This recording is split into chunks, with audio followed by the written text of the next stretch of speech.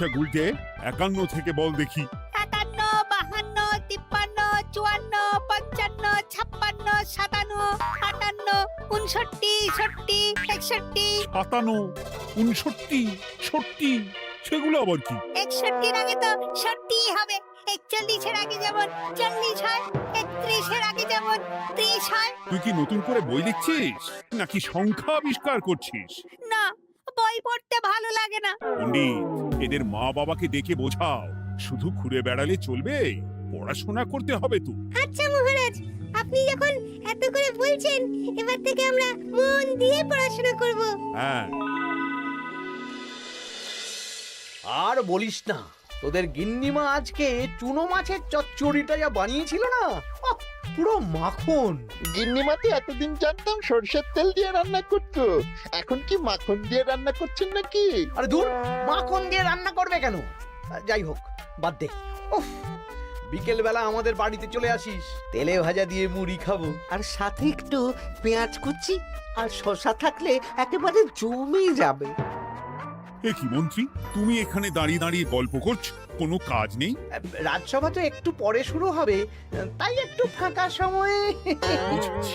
বেশি বকবক না করে রাজসভায় এসো, আজকে একটা গুরুত্বপূর্ণ আলোচনা আছে। ঠিক আছে, আমি আসছি।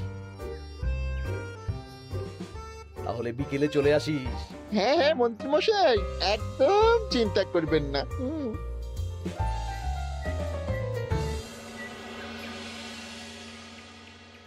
রাজ্যটা তো রসাতলে চলে যাচ্ছে, বাচ্চারা পড়াশোনা করছে না, বড়রা গল্প গুজব করে আড্ডা দিয়ে কাটাচ্ছে। কি করা যায় কিছুই তো বোঝা যাচ্ছে না। কে গল্প গুজব করে আড্ডা দিচ্ছে মহারাজ? কে আবার? আমাদের মন্ত্রী। আমি নিজের চোখে একটু আগেই দেখলাম, বটা ঘটার সাথে সকাল সকাল গল্প জুড়েছে। তাহলে এটা বোঝা যাচ্ছে যে মন্ত্রী মশাইয়ের তেমন কাজ নেই, আর কাজ যখন নেই তখন মন্ত্রী মশাইকে রাজসভায় রাখারও দরকার নেই। হ্যাঁ মহারাজ, গোপাল এটা ঠিক কথা বলেছে। মন্ত্রী মশাই তো কাজের মধ্যে দুটো জিনিসই করেন, অকাজ আর কুকাজ। একদম বাজে কথা বলবে না। গোপালের কথা শুনে এখন আমার নিন্দা শুরু করেছো, তাই না? এই থামো থামো থামো থামো, আমাদের রাজ্যের উন্নতির জন্য একটা সমাধান করা দরকার। এই সময় নষ্ট করা বন্ধ করতে হবে। তাহলে মহারাজ, সবাইকে ফাঁকা সময়ে বই পড়তে হবে, পড়াশোনার মধ্যে থাকতে হবে, কারণ জানার কোনো শেষ নেই। তাহলে কি করা যায় বলো তো গোপাল? আমাদের রাজবাড়ির যে গ্রন্থাগার আছে সেটা তো বহু বছর ধরেই বন্ধ, ওটা খোলার ব্যবস্থা করুন মহারাজ। হ্যাঁ মন্ত্রী, তুমি নিজ দায়িত্বে গ্রন্থাগার খোলার ব্যবস্থা করো। অনেক দিন ধরে ধুলো ময়লা জমে আছে, সব পরিষ্কার করবে, আর পরিষ্কার হয়ে গেলে তোমরা সবাই গ্রন্থাগার থেকে বই নিয়ে পড়বে। বেশ।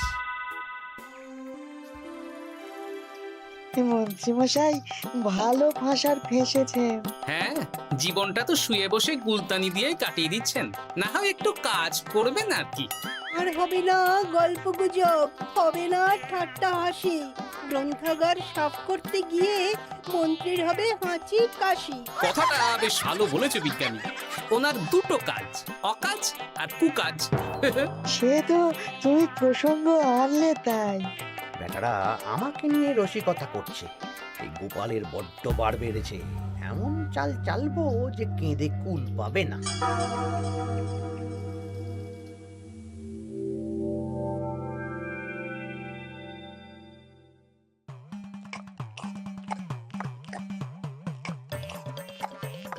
বেশ সুখে ছিলাম, কিন্তু হঠাৎ করে গোপাল আর মহারাজের সহ্য হলো না, চাপে পড়ে গেলাম।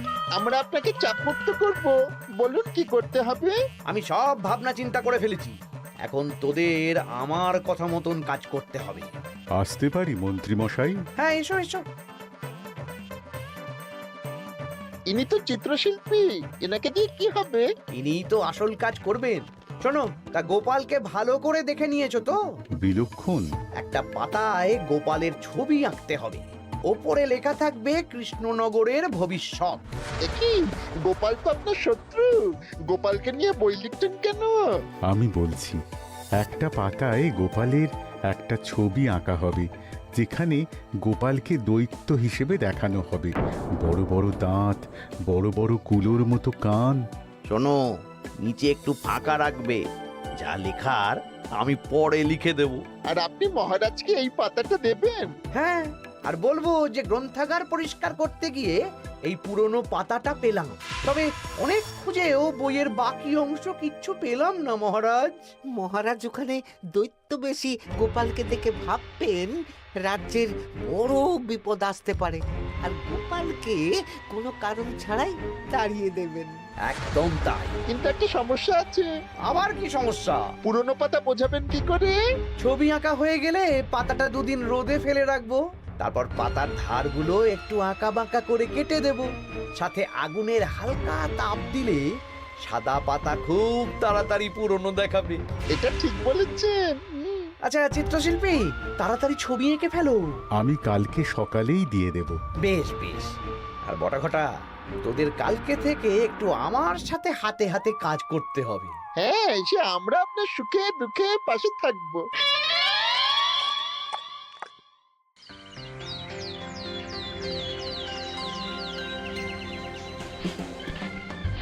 ওপরের তাকগুলো পরিষ্কার কর, ওপরের বইগুলো বড্ড ময়লা।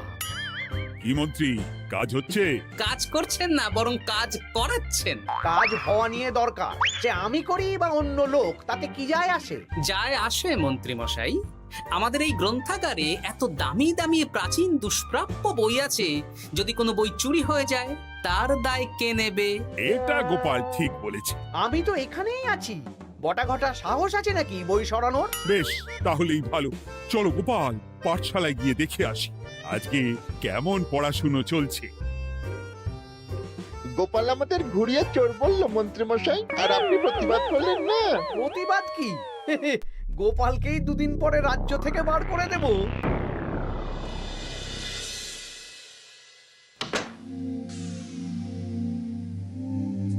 মন্ত্রীমশাই, ছবি আঁকা হয়ে গেছে। কই দেখি দেখি দেখি। সাব্বাস, এই তো চাই। এই ছবি দেখে মহারাজ চমকে যাবে। এবার পাতা পুরনো করার কাজটা করে ফেললেই কেল্লা ফতে।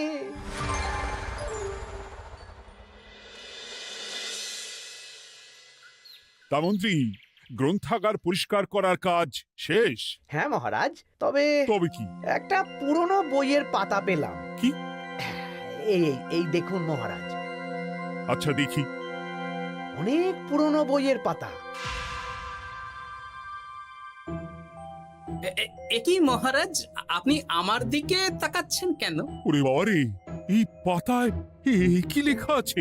পড়ছি, কৃষ্ণনগরে এক নবরূপী দৈত্য জন্ম নেবে, যার নামের আদ্য অক্ষর গ।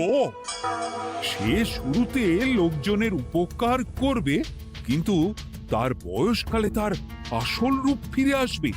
ওই ব্যক্তি আসলে মানুষ নয়, সে এক দৈত্য। সে থাকলে কৃষ্ণনগরে নেমে আসবে সর্বনাশ। কৃষ্ণনগরের মানুষদের ধরে সে খাবে।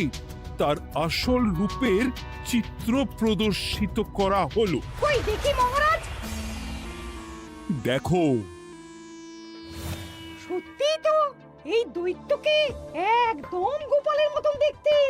মহারাজ, আমার মনে হয় যে গোপালকে এই রাজ্যে ঠাঁই দেওয়া একদম ঠিক হবে না। কোন দিন গোপাল মানুষ থেকে দৈত্য হয়ে আমাদের খেয়ে নেবে বলা তো যায় না। উল্টো পাল্টা কথা বলবেন না মন্ত্রী মশাই। ওই দেখুন মহারাজ, গোপাল কেমন রেগে উঠছে। এক্ষুনি দাঁত বেরোলে কিন্তু হিতে বিপরীত হয়ে যাবে। আরে কিসের হিতে বিপরীত? কই দেখি। দেখো দেখো, এ তো কোনো দুষ্প্রাপ্য বইয়ের পাতা, তাই মিথ্যে কথা লেখার সম্ভাবনা কম। বিশ্বাস করুন মহারাজ, আমি দৈত্য নই, আমাকে ফাঁসানো হচ্ছে। গোপালকে দূর করুন মহারাজ। কোনো অঘটন ঘটে গেলে কিন্তু আমাকে বলতে পারবেন না যে আমি আগে থেকে সাবধান করিনি। হ্যাঁ গোপাল, তুমি আর এই রাজ্যে থেকো না, আজ রাত্রেই চলে যাও। আমি জানি তো মানুষ অবস্থায় অনেক উপকার করেছো বা করছো, কিন্তু দৈত্য হয়ে উঠলে তখন রাজ্যের মানুষকে কি জবাবদিহি করব বলো? বিশ্বাস করুন মহারাজ, আমি মানুষ। চুপ! এই কে আছো? গোপালকে ঘাট ধাক্কা দিয়ে বের করে দাও। যেন আজকের পর এই রাজ্যে আর না দেখি। মহারাজ এসব বিশ্বাস করলেন? মন্ত্রী মশাই জোর খাটালেন যে, কি আর করা যাবে। এখন যতদিন না কোনো উপায় হচ্ছে এই রাজ্যের বাইরেই থাকতে হবে। তবে তবে কি? একটা সন্দেহ হচ্ছে, বুঝলে? আগের বছর যখন বেতন বেড়েছিল, রাজসভা থেকে একটা চিঠি দিয়েছে, সেটা আছে? হ্যাঁ, আছে তো। দাও তো, যাওয়ার পথে একটু বিজ্ঞানীর বাড়িতে যাব, বুঝলে?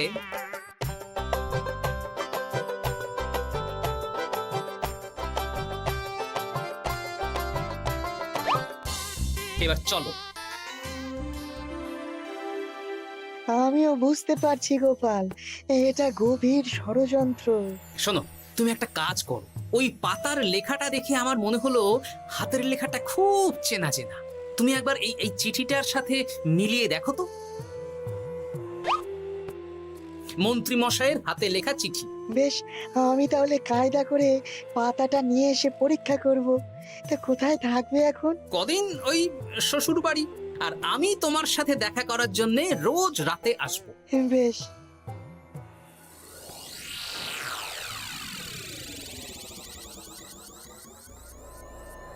আসতে পারি মহারাজ? ও বিজ্ঞানী, এসো এসো এসো। বলছি মহারাজ, পাতাটা চাই, আজকে রাতের জন্য দেবেন? হ্যাঁ, নিয়ে যাও নিয়ে যাও। ওই পাতা দেখলেই আমার ভয় লাগছে।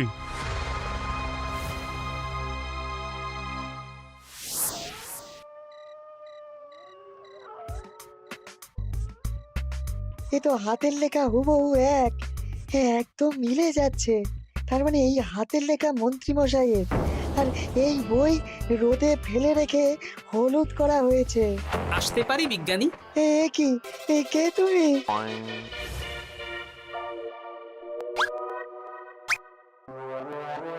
গিন্নির পুরনো শাড়ি পরে নারী সেজে এলাম, কেউ জানতে পারলেই বিপদ। এ কোনো বিপদ নেই, তোমাকে মন্ত্রী মশাই ফাঁসিয়েছেন। ওনারই হাতের লেখা, আর ওটা রোদে ফেলে আর উষ্ণ তাপে রেখে পাতা হলুদ করা হয়েছে। জানতাম এইরকমই কিছু একটা হবে। তাহলে কালকে সকালেই রাজসভায় সব খোলসা করে দিই। না না, তার আগে মন্ত্রী মশাইকে একটু নাচাবো। কিভাবে? আমি দৈত্য সাজবো আর মন্ত্রীকে ভয় দেখাবো। আগে বটাকে দেখাবো, তারপর ঘটাকে, শেষে মন্ত্রীকে। এ ভালো মজা হবে, আমি তোমার পাশে আছি। তাহলে তাহলে এখনই সাজগোজ করে ফেলি, বুঝলে? তুমি একটা চাদর মুড়ি দিয়ে আমার সাথে বটা ঘটার বাড়িতে যাবে এখন। আচ্ছা।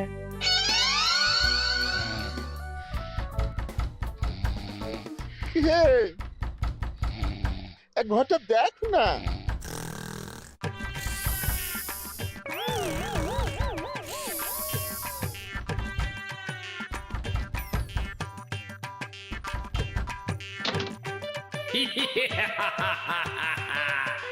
আমি তোকে খাবো, আমি দৈত্য গোপাল। বাবারে, আসল দায়িত্ব কি করে হয়ে গেলে? পালাই, এই ঘটা ওঠ। পালিয়ে কোথাও যেতে পারবি না। আমি তোকে খাবো। বাঁচাও বাঁচাও। কি হলো? বটা কোথায়? এ বটা, বটা, এ কি হলো তোর? কোথায় গেলি? দৈত্য গোপাল আমাকে ধরে নিয়ে যাচ্ছে। মানে এটা কি? হ্যাঁ? আমি গোপাল দৈত্য, আজ রাতে বটাকে গলাদ্ধ করনি আমার ভোজন, কাল তোর পালা। ওরে বাবা রে, কি কাণ্ড! আমাকে খেও না। চুপ, আমি মানুষ। এবার বল, আমাকে ফাঁসানো হচ্ছিল কেন? বল। আমি কিছু জানি না, সব মন্ত্রী মশাইয়ের চক্রান্ত। আমাকে ছেড়ে দাও। এখন না, পরে ছাড়বো। শোনো বিজ্ঞানী, এখন এর মুখ হাত পা ভালো করে বেঁধে ফেলো দেখি। আমি এক্ষুনি বাঁচছি। আর ভোরবেলা একটা কাজ করতে হবে, আমার কয়েকটা নাতি নাতনিকে তোমার বাড়িতে নিয়ে আসবো, আর তারপর আচ্ছা। আমি এখন চললাম, দরজাটা ভালো করে বন্ধ রেখো।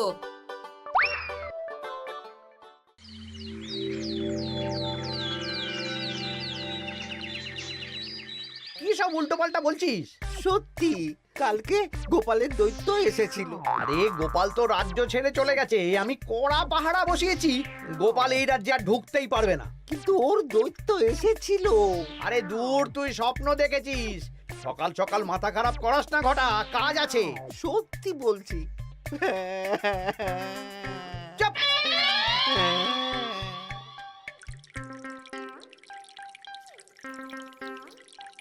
মহারাজ, আমি কানা ঘুষো খবর পেলাম বটাকে গোপাল দৈত্য কালকে রাতে তুলে নিয়ে গেছে। হ্যাঁ, আমিও তো তাই শুনলাম। কি সর্বনেশে দিন এলো! এতদিন তো এই বিপদ ছিল না। কালকে গোপালকে তাড়িয়ে দেওয়ার পরেই গোপাল দৈত্য হয়ে সব শুরু করলো নাকি? আরে দূর দূর, আরে গোপাল দৈত্য হবে কি করে? মানে তুমি তো ওই পাতাটা দেখিয়ে বললে।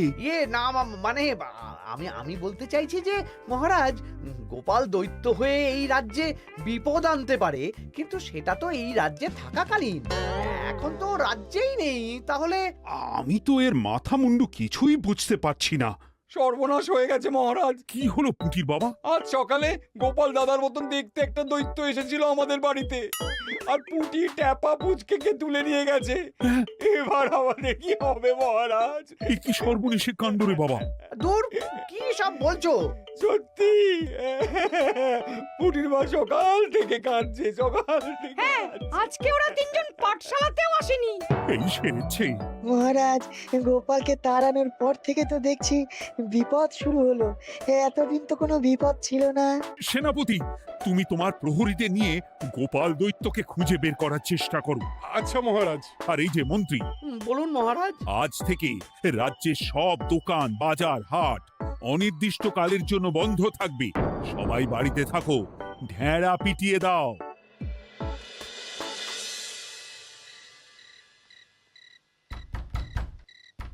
কে? আমি দরজা খুলবো না। এই দরজা খোলো, আমি বিজ্ঞানী।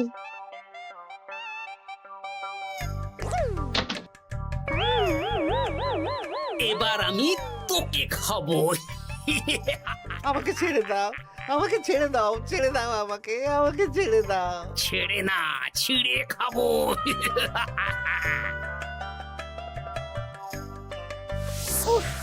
এই তো দাদু চলে এসেছো। এরকম শুয়ে বসে থাকতে ভারী মজা। এ কি বটা, তোর কিছু হয়নি? না না, কাল একটু ভয় পেয়েছিলাম। না, কিছু হবেও না। এই মন্ত্রীর সব চক্রান্ত ধরা পড়ে গেছে। আমি চাইলেই মহারাজের কাছে মন্ত্রীর নিজের হাতের লেখা বইয়ের ব্যাপারে বলতে পারতাম, কিন্তু আমি চাই মন্ত্রী মশাই নিজের মুখে নিজের দোষ স্বীকার করুক। আর সেটা করানোর দায়িত্ব তোর হাতে। আমি কি করব? কাল সকালে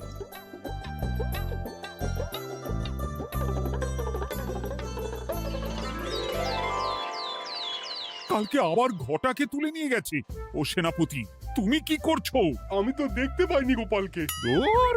মহারাজ, মহারাজ, কি ঘটা, কি অবস্থা তোর? অনেক কষ্টে পালিয়ে এসেছি। গোপাল খেতে গিয়েও খায়নি আমাকে। মানে ও বলছে আপনাকে খেতে চায়। গোপাল কি দৈত্য নাকি যে আমাকে খাবে? হ্যাঁ, ভয়ানক দৈত্য। এই তো আমি পাতাটা এনেছি, দেখো তো একবার। হ্যাঁ, এইরকম। ওরে বাবা, কি ভয়ানক! এই গোপালটা কি শুরু করেছে বলতো? গোপাল দৈত্য হবে কি করে? এই ছবির নিচের লেখাটা তো আমার, তুই জানিস না নাকি? না মানে কিছু না। তোমার লেখা মানে? না আমার লেখা না, মানে আমি খুঁজে পেয়েছি আর কি। আপনি সত্যি না বললে আমার কাছে কিছু প্রমাণও আছে মন্ত্রী মশাই, যে এই পাতার লেখাটা আপনার। হ্যাঁ, এটা মন্ত্রী মশাইয়ের লেখা, আমি সব জানি। এই তোকে বলতে বলেছি। না, এবার আমি বলবই। আগে আমার প্রাণ, তারপর আপনার মান। মন্ত্রী মশাই এই পাতাটা নিজে লিখেছেন, আর গোপালের ওই ভয়ানক ছবি একজনকে দিয়ে আঁকিয়েছেন। রোদে রেখে ও আগুনে উষ্ণ তাপে পাতাটা হলুদ করেছেন আর ধারগুলো আঁকা বাঁকা করে কেটেছেন যাতে দেখে পুরনো মনে হয়। সব বাজে কথা। কোনো বাজে কথা না। এই দেখুন মহারাজ, মন্ত্রীর হাতের লেখা একটা চিঠি আর বইয়ের লেখা একদম এক।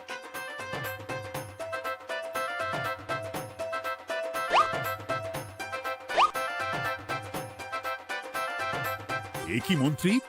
না মানে কিন্তু গোপাল যদি সত্যিই দৈত্য না হয় তাহলে বাচ্চাগুলোকে আর বটাকে কে ধরে নিয়ে গেল? আমিই ধরে নিয়ে গিয়েছিলাম। অনেক সময় সোজা আঙুলে ঘি না উঠলে আঙুল বাঁকাতে হয়, তাই এই ছোট্ট নাটক। সবাই সুস্থই আছে। এবার মন্ত্রীকে আমি মেরে অসুস্থ করে দেব। সুস্থ মানুষকে দৈত্য বানিয়ে দিলে, হ্যাঁ?